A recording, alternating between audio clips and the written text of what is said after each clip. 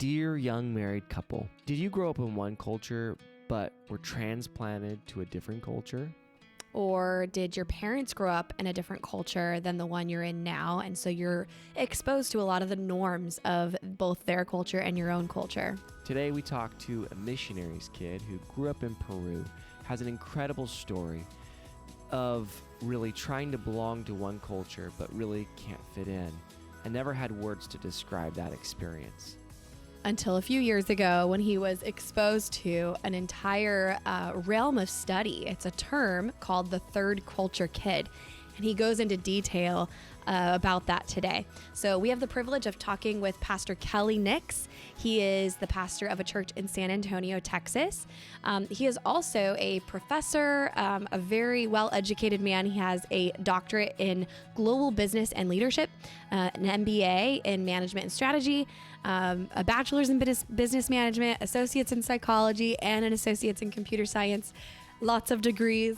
But he has a heart for people who grew up in the situation we just described. And you may not relate to his specific upbringing in Peru, but there are elements of this conversation that you might be familiar with if you are in an intercultural scenario. Yes, it was an amazing interview. Also, we want to tell you we are so sorry, but the mics were not working during this interview, and it was so incredible. But we just didn't want to throw it out.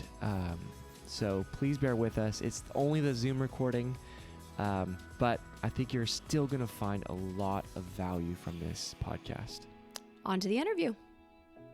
Welcome, Dr. Pastor Reverend Kelly Nix, to the podcast. We're so honored that you chose to come on and share your story and insights with us today. So thank you. Thank you. It's great to be on.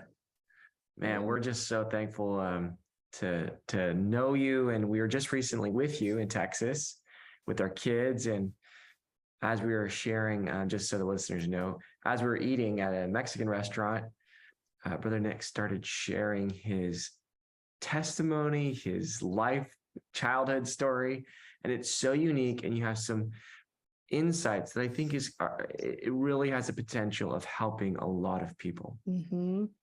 Yeah. So we're looking forward to diving into your story today. So for those who have no idea who you are, share with us just a little bit about your upbringing. If you want to start at the very beginning, I think it's quite an interesting story of your birth. Literally the very beginning. Yes. Absolutely. Well, I like to say that my birth was unremarkable, but it almost wasn't. I was born in Lima, Peru in 1970, which was the kind of the apex of the communist dictatorship period of the Peruvian government. Oh. And my mom and dad were on the way to the hospital, and the dictator decided to come by right at the same time and block the intersection. And so he had quite a long motorcade. And by the time all of that was cleared up and they were able to make their way to the hospital, my mom walked in, and 5 minutes later, I was here. Just in time. Just in time. Oh my goodness. So talk to us about what it was like to grow up in Peru as a dual citizen. I mean, you are a U.S. citizen and a Peruvian citizen. Is that right? That's correct. Yeah. It was it was very interesting, obviously, as a child growing up as a dual citizen, because there was a mandatory draft at that time in Peru. Mm. And so at the age of 18, every male had to serve, and had I and my other brother, who was born there as well, actually served in the Peruvian military, we would have lost our American citizenship. So as much as we enjoyed the dual citizenship, there was also a danger there. And so what'd you do? How'd you make that decision? Well, my mom and dad, when we got close to the age, I think my brother was 15, so we were just a couple of years away from when he would have had to register. They decided it was time to move the family elsewhere. Gotcha. Wow. Yeah. Did you guys come back to the States or stay in Peru? We didn't initially come to the States. We moved to Costa Rica, and we spent a couple of years there, and then we ended up back in the States. So I was 14 when I first came to live in the U.S. Oh my goodness. And you visited a couple times before then when you guys were on deputation. And for the rest of the family, I remember you saying it was like going back home because the US was home for your couple of your brothers and for your parents. But for you and your one other brother, going back to the US was not like going back home. You said it was kind of like being tourists. It really was. And really, in the general sense, my whole family felt that way because they were so passionate about their calling to the mission field, and they had made up their minds to make South America their home.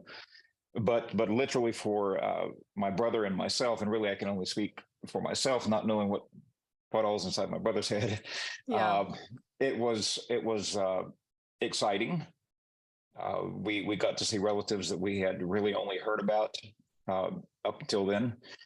Got to at that time you couldn't find a McDonald's, a Burger King, anything like that where we lived, and so that was really big. But we also were very, very keenly aware that it was not our culture and it was not our home. Mm-hmm. So, and that's really the aim of the conversation, is discussing how this missionary kid fit and didn't fit into two cultures. Mm. And so that almost made you something else. Tell us about maybe your discovery of that, and then maybe your reflections as a kid and how that affected you growing up, and where you are today with that. Well, my discovery of that was kind of late in life, and I really had no idea whatsoever what an impact it would make on me. Mm. I was in my early 40s, and Sister Amber Aston, whom I think you know very well, was conducting her graduate research. And she contacted me and she asked if I would be willing to participate in a survey. And so I said yes, with absolutely no idea what implications that was going to carry with it. And so when I received the survey and she asked me if I had ever heard the term third culture kids, I was completely blank. I had no idea what she was talking about. Mm-hmm. She asked me to watch a couple of videos. And when I did, and they were short videos by people who had grown up in similar circumstances to me, I was completely, my world was rocked. I was completely, I almost want to say devastated, and overwhelmed at the same time, because suddenly I was hearing people put into words things that I had only experienced and had never thought about as being a thing, if that makes any sense. Yeah. It was just life to me. And now I was hearing other people articulate those things, and virtually everything that they said was pushing a button in me. By the time that I got through watching those videos, I was in a very different emotional state. And I began to learn for the first time in my life really who I was, and realize that there were other people like me. Wow. So yeah, it was I would have expected it to be somewhat of a liberating experience. It really wasn't. It kind of went the other direction. And for I would say probably 3 or 4 years after that, I was really it's hard to describe, because I had the pieces to the puzzle, right?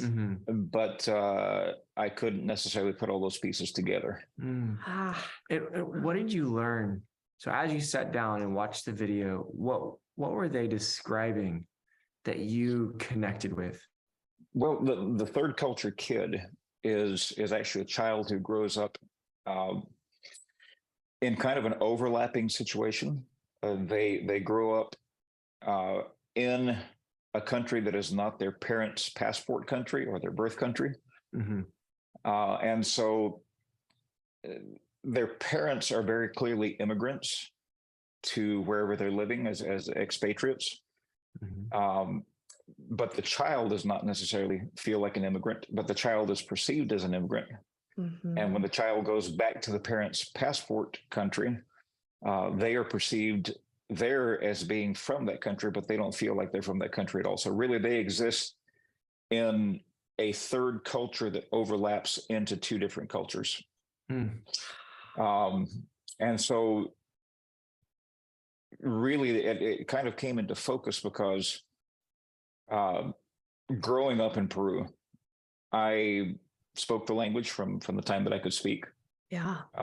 I ate the local foods. I had local friends, but no one ever looked at me and thought I was Peruvian, even though I was a Peruvian citizen. So you were not perceived as one of them. Correct. So even though I felt more like one of them, I was not perceived as such. And so there was not a perfect fit into the culture. Yeah. And then when I'd come back to the States, of course, everybody assumed that I was like everybody else, but I certainly never felt like everybody else. I didn't know really what the pop culture was. I still don't really know all the rules to basketball. But do you know the rules to football or soccer? I used to know them better. It's been a few years, but really, I was bigger than most of the other kids who I played soccer with, and that's not always necessarily a good thing for soccer. So I never was really good at that either. Wow. So what was it like? So as you're learning, like, and they're putting into words that you don't fit, what stories do you remember from your childhood that really shine a light on that? This is your culture and it's not your culture at the same exact time. I think probably the most clear example of that would be when we finally came back to live in the United States when I was 14 years old. Just there's a lot that goes into the way a third culture kid perceives what's known as the home country or the parent's passport country. Yeah, tell us. And a lot of it has to do with the socioeconomic classes that you work with. Here in America, generally there's a flatter society as far as socioeconomic differences. People have good opportunities, and so what we consider poverty in the United States would be considered a pretty good standard of living in some places I lived. Yeah. So that was a big shift for you. Oh yeah, that's huge. And it affects the mentality of the population. Here in America, we have what's known as adolescence, which was an invention by an American psychiatrist or psychologist, I don't remember which one, in the 1920s. And it was invented to compensate for the sudden lack of parental supervision because moms and dads were working for the first time, both of them. And kids are growing up as latchkey kids, getting in trouble. So rather than address the issue that was causing this, which was a lack of parenting, it became easier for society to invent this notion of adolescence, where there's just a phase that kids go through where they act crazy, and all this is actually documented in the APA. Journals. Okay. Adolescence. Does that come from the same word as addled? Probably so. That's so funny. Their essence is addled. Yeah. Oh my goodness. I've never seen that. Wow. Interesting. Okay. And so that's a problem created by prosperity. In countries that don't have a standard of living that has to be supported by the parents being absent from the home all the time. The children tend to pitch in at a much earlier age and help with the family finances. And so most third world countries or developing countries, you're going to find that a male child of 12 is probably not in school anymore in the lower socioeconomic classes. He's working, right? He's working. He's supporting his family. He's very mature. When you speak to a 12-year-old or a 14-year-old, they're extremely mature in their worldview. And so, because most of our missionary work was done in a lower socioeconomic sector of society, those were the kids that I grew up with. Hmm. And So you were pretty mature compared to your 14-year-old peers in the US who were probably very latchkey.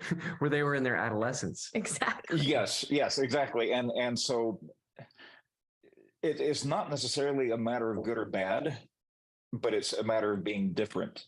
Yeah. And at 14 years old, I wasn't necessarily emotionally prepared to deal with different. Mm. And so it was easier to perceive it as good or bad. So how did you perceive it? Well, and this is common of third culture kids. If you study the literature, you'll find this is a very common problem, a very judgmental attitude, where you come back and you're frustrated with your peers because they're not thinking of serious matters. They're having fun. They're having a great time. They're on their four-wheelers. Which I never had a problem with anybody having fun, but it was hard to process the fact that that could be the main focus of your life. So weird too, because a lot of those cultures, it's about survival rather than let's go ride dirt bikes and have fun. Fun is on the far side of survival. Yeah. Exactly. And then what tends to happen is, and again, this is a common problem for third culture kids. Once they finally adapt to the culture of youth in their parents' passport country, by that time they're generally in their mid-20s or so, and then they have a backlash. So they live a belated childhood, a belated adolescence, because now they've suddenly caught up with the fact, hey, this is pretty good. Did that happen to you? That's probably a better question for my wife. Well, speaking of your wife, how did growing up as a third culture kid impact your marriage even before you had a term for that? I mean, you just knew you were an MK, you were a missionaries kid, and then you became ministry yourself. And so how did that impact your marriage even without you realizing where it was coming from? You know, it had an impact even before we got married, because I knew that someday I would be back in that world. At least I believed I would. And so we had a lot of conversation about that, and about how prepared my wife would be to make that kind of a move, make that change, a really radical change of direction in her life. Yeah. And she was supportive of it. And we actually did end up going to the mission field for a while. And she probably was a better missionary than I was, actually. But and you guys were also in South America. We were in Brazil, which was a completely different culture than I grew up in as well, and a completely different language. But people assume it's the same. They're like, oh yeah, he just went back. Yeah. Do you speak Portuguese? I do. Wow. Do you speak Portuguese and Spanish and English? Yes. Yep. And Texan on top of that. That's so great. Oh. Wow. So you guys go back to the mission field, a completely new culture, new language. What was it like for you then? You know, it was a in some ways a very familiar situation, because some things were similar to where I grew up. Linguistically, it was a real eye-opener for me, because having grown up speaking two languages at the same time, I never really had the experience of consciously learning a language. And so here I was, almost 30 years old, and my wife and I had bought a Portuguese course on cassette tape, if that tells you how long ago this was. And we had attempted to study the language, and we got as far as learning how to say good morning and how do you say good morning? Bom dia. Nice. And do you have any children? Actually, the way you would say in Portuguese is, does the lady have children? Oh, interesting. And not that's not all we knew at that point. I think we knew how to say thank you as well. And so I stepped off the airplane in Rio de Janeiro, while we waited for a connecting flight, and here I have my wife, and I have 4 children, ages 7 and down, all the way down to 2 months. Wow. And we stepped into the food court at the airport, and I suddenly realized I don't even know how to order food for my family. Man. And that was a real sobering moment. Wow. So you grew up knowing Portuguese, is that right? Spanish. No, Spanish. Oh, you grew up knowing Spanish in Peru. Okay. So Portuguese was the new language that you were learning through the cassette tapes. Correct. I bet you that people were really scratching their head. Like, why does this guy have a Peruvian accent speaking Portuguese? Yes, they really did. They would ask me often where I was from. They would suspect I was Italian or Swiss or from some other European or even South American country, but they never really expected me to be American. Right. Oh man. So how long were you guys in Brazil? We were actually in Brazil for 2 years. We spent almost as long traveling to raise funds to go to Brazil as we did to be in Brazil. So wow. A total of about 4 years our endeavor there. Okay. Wow. So just kind of, there is so many questions I could ask right now because it's so curious to me, but I could see how this would cause so much disturbance because of belonging. The need for belonging is so strong. Everybody wants to belong. That's why we go to the ends of the earth with materialism, is because we want to belong in this group. You know, we want people to accept us and maybe higher status than maybe we are. Like, so we go out and do these things just to get this approval. So I can imagine just how frustrating it was to feel this is your country and your people, but not your country and your people. How did it affect you?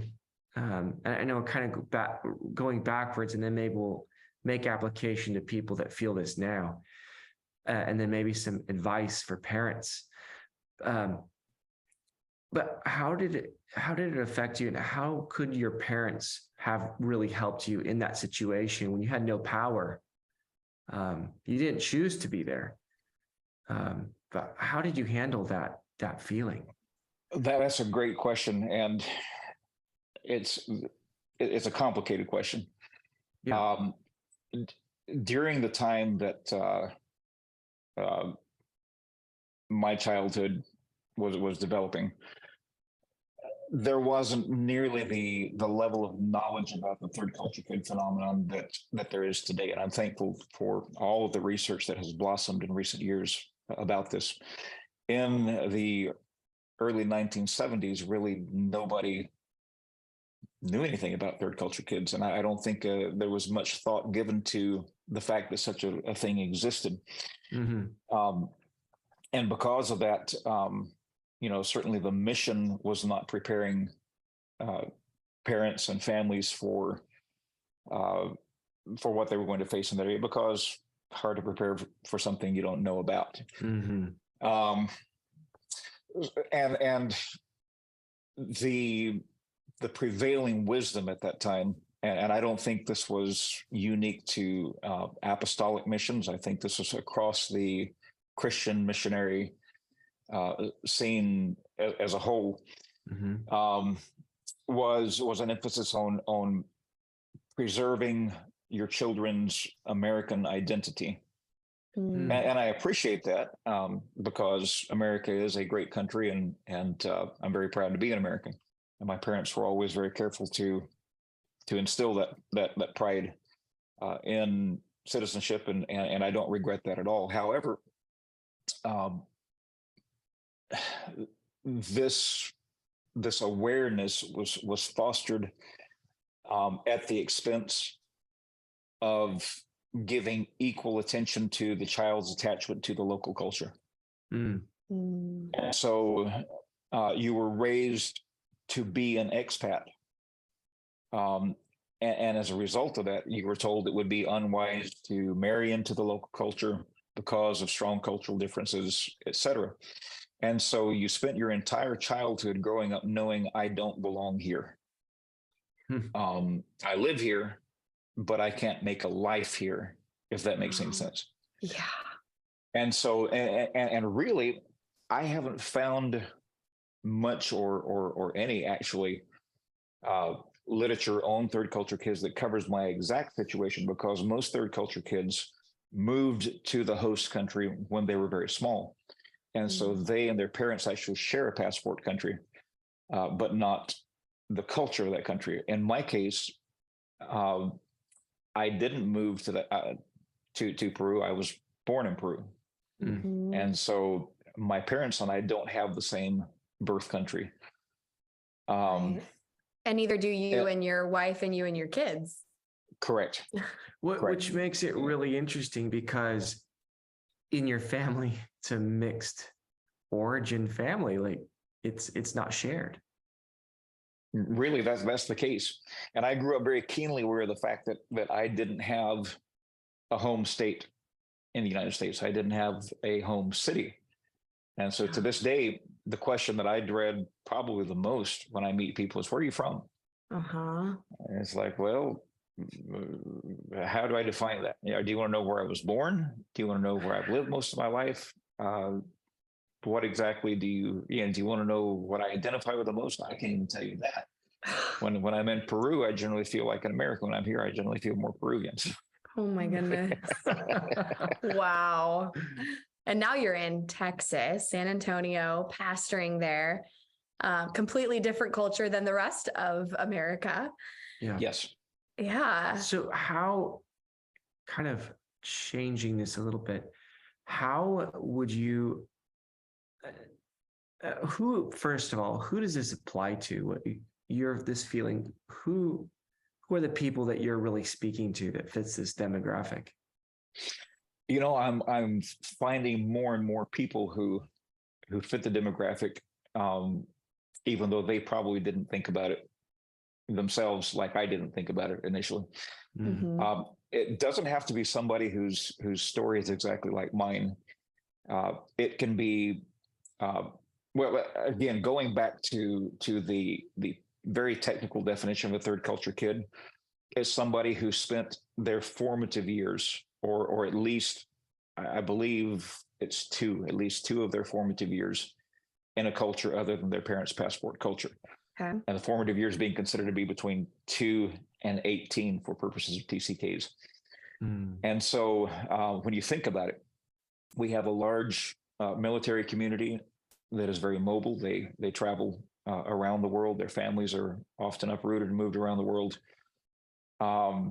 International business people, but it's not really just limited to the international scenario, because here in America we have subcultures that are so strong, east to west coast, north to south, that even moving from one subculture region to another during those formative years can have a similar impact. Maybe not as marked, but it can have a similar impact on people. Yeah. And in our churches, we have a lot of immigrant families in our churches, and so mom and dad may come from Mexico. Well, their children were born here or came here at a very young age and grew up here. Those children are keenly aware of the fact that they don't belong to their parents' culture, and neither do they feel they completely fit into the broader American culture, which brings up a whole different aspect of the third culture kid / intercultural issue, and that is that in our particularly our Spanish language apostolic churches here in the States, almost every child in those churches is going to be in an intercultural marriage. Interesting. And so that's part of the fabric of the whole TCK issue, is that almost every TCK is going to be in an intercultural marriage. They may have similar physical features. Their skin color may be the same, but their cultural experiences are completely different. Their brain is different. Their experience. Yes, and you see an incredibly high level of marriage failure in TCKs across the board. Yeah, and part of that, if you stop and think about it, so you've got somebody like myself um, Caucasian, Anglo-American, in my appearance. Yeah. And I were to come back to the States and marry someone who looked like me, and they look at me and they think, well, they must be just like me because they look like me. Uh-huh. And in reality, we have nothing in common other than the color of our skin and a language. Yeah. Mm-hmm. Wow. Yeah. And so, yeah, if you're not aware of that from the outset, then that can be a recipe for disaster. And even, I mean, you married your wife. She doesn't have the same color skin as you. What is her origin? She is Hispanic of Mexican descent. Okay. But And she's so, like fifth or sixth generation. okay. So you have more probably. She's more American than you are. You're more South. Yeah. You're more South Absolutely. American than she is. Absolutely. But people assume the opposite when they look at you guys. Has that presented Right. challenges in integrating into society as a married couple? I think it probably has made it easier than it would have otherwise for me. Now, I don't know if I can say that for her, because I don't really know what she was expecting out of me, whether she fully comprehended that I wasn't from here or not. I guess she would have to speak to that. Uh-huh. For me, it was much more comfortable because of her connections to a broader culture. And really, when we speak of the Hispanic culture, there is really no such thing, because every country is different, and every country has its own cultures. And so Peruvians don't really feel related to Mexicans, and Mexicans don't really feel related to Guatemalans. And Right. but it's more of a linguistic culture, and in the sense the shared background of relating back to Spanish culture from Spain. Mm-hmm. But yeah, I think probably it has been more of a surprise for her than it would be for me, because my life, I grew up knowing everybody was different from me. So you expected different. I did. Yeah. So how do you pastor different, knowing what you know and the experiences you have? You know, our church is very multicultural. I don't know if that is coincidental, being here in a military city, in a place where a lot of people, it's a destination for a lot of people. But I like to think that at least part of it might be due to the fact that my own experience is very multicultural, and I find it very easy to relate to people of all different cultures, to relate to, not necessarily to completely understand, but to be able to navigate in and out of those cultural waters. Yeah. You mentioned earlier that when you first discovered this term, third culture kid, and what it entailed and related to so much of it, understanding so much of it, it really didn't relieve you. In fact, it made you feel somewhat the opposite for a few years. Talk to us about the transition. Like, when did it get better for you, and why? You know, honestly, I don't know that it has gotten better. I think I've never had a serious disease, but I think you might be able to draw the parallel between finding out you have a condition or you have a syndrome. And I'm not saying that being a TCK is necessarily that or negative, but what you find out is you have something you're going to have to learn to live with versus fix. Gotcha. And kind of make the best of that. There were some statistics I came across. There's some great books by a lady named Lauren Wells, who is herself a TCK, and she's a counselor. She shared some statistics that come from, I think, actually the CDC.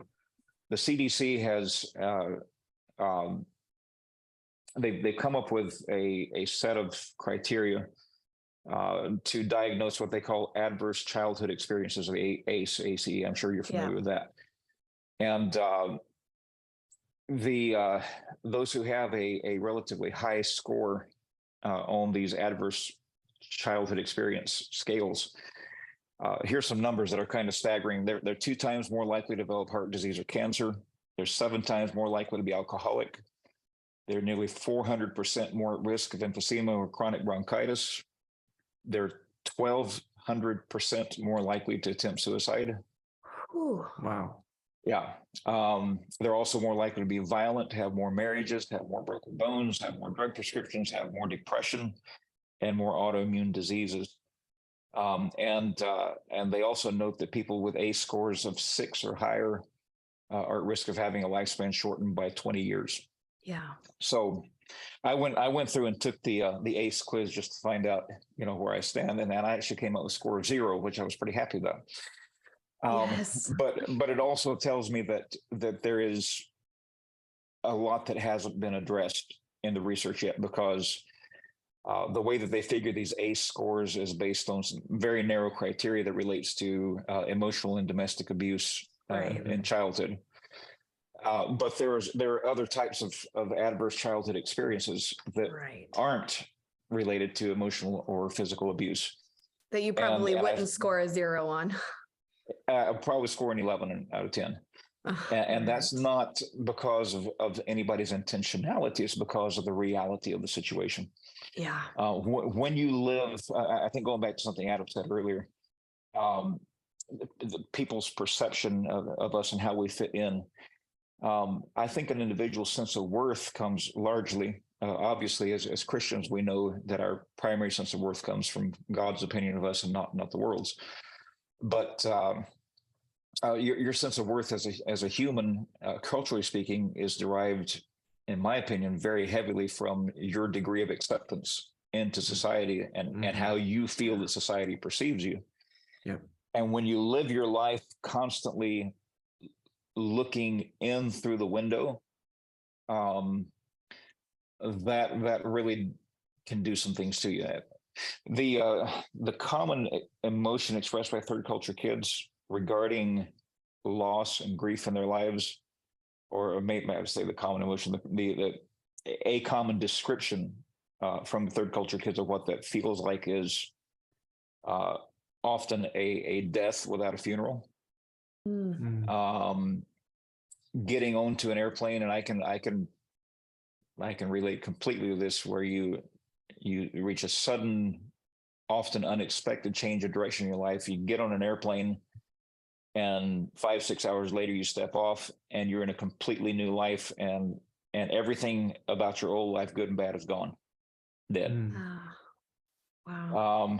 And it was a little different back in the 1980s when I ended up leaving the mission field and coming back, because we didn't have email, we didn't have Facebook, we didn't have all these means of staying in touch. Right. And so it was a very, very final separation. You knew that letters might take 2 months to get back and forth, so nobody really bothered writing letters. You knew that part of your life was over, and it was over whether you had any say in it, any choice about it. It was completely out of your control. So you felt a combination of powerlessness. The thought that has come to me many times to try to describe that feeling is that of a kidnap victim. You end up in another place, in another life, another situation, and you have absolutely no control over how you got there, and you know that you can't get back. And even if you do get back, it's not really going to be the same as it was when you were there. The world goes on in your absence. That is very jarring, life-changing, and like you mentioned, would qualify as an adverse childhood effect, even though it's not one of those specific ACE items. How would you encourage, as a pastor and as someone who shares these experiences with a lot of people listening, how would you encourage those who say, hey, I know exactly what you're talking about for the first time, I have a term for it, what do I do now? Number one, find other people with similar experiences. There are a lot of TCKs out there, even if they're not yet aware that they are TCKs. And what's been found to be the case for TCKs, they never completely fit in their host country. They never completely fit in their parents' culture. But when they get with other TCKs, they click immediately, no matter where those TCKs are from or what their their local background was, what country they were located in. There is a third culture made up of these TCKs, and you immediately are at ease. Wow. And you found that to be true for yourself. I have. Another characteristic of TCKs, we don't really tend to make friends. We make acquaintances. And you learn that after you've lost your third or fourth or fifth set of friends overnight. You learn that it's a whole lot easier to make casual acquaintances than it is to form deep friendships, because you learn to expect that you're going to lose those friends. That's just the fact of life. So really, I have relatively few close friendships as an adult, but those that I do have tend to be third culture kids. That's fascinating. Yeah, you share so much in common with them, even if they're not from the same country. Right, and our friendships differ probably from other types of friendships in that we're accustomed to being at a distance from each other. We may go months without ever speaking to each other, and then a text or a phone call picks up where we left off. There's no real warming up period or reintroduction period. It's just it's a mentality that understands we're scattered across the globe. Yeah. And we're alive, but we don't have to be checking in with each other every day to prove that. But you feel belonging there, so it feels good to connect with those people. Absolutely. Right. How would you encourage parents of third culture kids? How can they hear this and maybe respond to in a way that's helpful to their kids? I think probably one of the greatest things that parents of TCKs could do is to have that conversation with their kids and let them know that they understand that being part of the family doesn't mean you have to have the same culture. That they are a family, that the family love is there, that those family ties are there. But at the same time, there is a respect for the difference of culture in their children's lives. After all, it was the parents' decision. And if we want to use the word fault, I know that's a negative term, but let's say that the children's condition as a TCK is a consequence of decisions by the parents. Right. And so having that conversation with kids, letting them know that it's okay for those kids not to be identical in culture to their parents. Yeah. And then being supportive of the long-term ramifications for your children of what it means to be that TCK that you actually created. So if you're living in a society that's not your passport culture as a parent, my advice would be, don't raise your children thinking they have to go back to your passport culture to marry and form a family. That it's okay for them to form their own futures in the culture that works for them. And we even see it in the Bible. We see a tragic mistake involving a third culture kid. You've got Jacob, who grows up in Canaan, and his mom is not from Canaan; she's Syrian or Aramaean. And so when it comes time for Jacob to marry, because mom and dad aren't happy with his brother's choices among the local women, so they tell Jacob, you have to go back to your mother's home and find you a bride from your culture. Well, it's not his culture. It wasn't his culture. Exactly. But nobody realized that. So he gets back and he finds the girl he wants to marry and asks for her hand. And as we all know, on the wedding night, it's not her. The next morning he discovers that. And when he goes back to complain to his new father-in-law, his father-in-law says, well, you should have known that in our country, we never give away the younger before the older.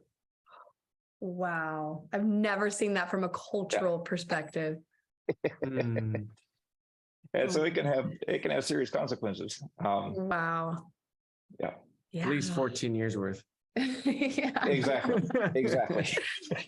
Oh man. This has been so insightful as counselors for us to have that increased sensitivity and awareness. And I think for people listening who don't fall into this category, I'm sure they are friends of third culture kids, like you said, people whose parents didn't grow up here and then they brought them here. Like, it's not just missionary kids that fit this mold. If you can call it that, it's really not a mold. So thank you so much for sharing your experience, your insight, and the impact. We're praying this impacts a lot of people who are listening. Yeah, we're so thankful. What resources could you offer, maybe point people to start learning about this? There are some great resources out there. Matter of fact, as I was kind of looking around prior to this podcast, I noticed that there are a lot more resources now than there were just 2 or 3 years ago. So that's awesome. But I wanted to recommend a couple of them. One of them is the book Third Culture Kids, Growing Up Among Worlds. That's the one you sent to us a couple of months ago. Yeah. Who's it by? By Ruth Van Rieken and David Pollock. Okay. Awesome. And it's the 3rd edition. They've learned so much in the last few years. They've had to update, and they're on their 3rd edition now. So that's really good because it goes beyond just it goes beyond just third culture kids, and it touches on the issue of cross-cultural kids, which involves almost everybody now in the United States and in the world.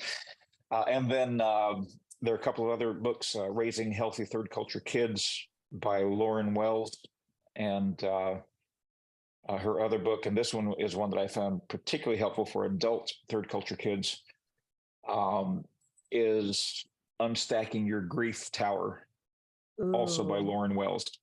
That sounds amazing. And if I could just mention this, I think probably depression would be one of the prevailing emotions that adult third culture kids struggle with, except for, according to those who have studied it, it's not really depression, it's unresolved grief. Over losses that were never settled. And so this book I think would be very helpful with that. Wow. That is powerful. Yeah. I almost want to read that. That's actually what came to mind when you were describing your own experience, even just finding out a few years ago and how it's still not gotten better. I was thinking, man, I wonder if you still have a lot of grief work to do. I think so. And I gave a seminar a few years ago on third culture kids. There was a pastor in attendance. And at the end, he came and jokingly said, "Thank you for ruining my life." He had just discovered what he was for the first time, and the impact was hitting him as well. There is a lot of unresolved grief. Oh my goodness. Yeah. So if you're listening and this resonates with you, that might be a book to start with, I would imagine. The Unstacking Your Grief Tower. Yes, it's a very short read. It's about 100 pages, a very easy read. And very practical. Good. We'll link those in the show notes. Yeah. Grief is such a weird, difficult emotion. Yeah. And I think it bears saying that grief is not a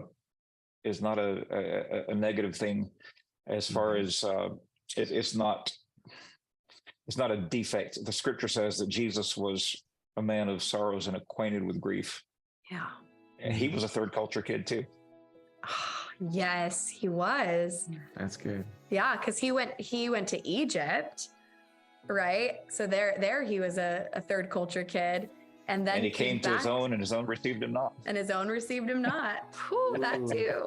In a spiritual sense. Man. Goodness. Okay. Most of the great leaders in the Bible were third culture kids. Man, it's a whole different lens. Yeah. Moses. Joseph. Yeah. Daniel. Yeah. Whew. Yes. My goodness. Right. Big time. Very interesting. Man, we could nerd out about that. I know. For sure. So good. Well, thank you so much for spending the time today to pour into the listeners and sharing your own, vulnerably sharing your feelings around this. And I'm sure this is going to resonate with a lot of people. So thank you so much. We're going to close out the episode. Absolutely. We're going to close out the episode the way we close out all of our episodes. And that's by asking you this question. Rewind back to the first year of your marriage. How long have you been married? 31 years. 31 years. And what advice do you wish you would have received? And then fill in the blank. Dear young married couple. Wow. I wish I would have received a whole lot of advice, and I did, but I think my advice would be take time to listen and learn the person you married, because your marriage is not all about you. Mm. It's very much about them. That's good. Mm. Love that. I do love that. Well, thank you, Brother Nix. You're a gift. This is so helpful. We appreciate it. Thank you. Well, thank you. It's been a pleasure being on with you.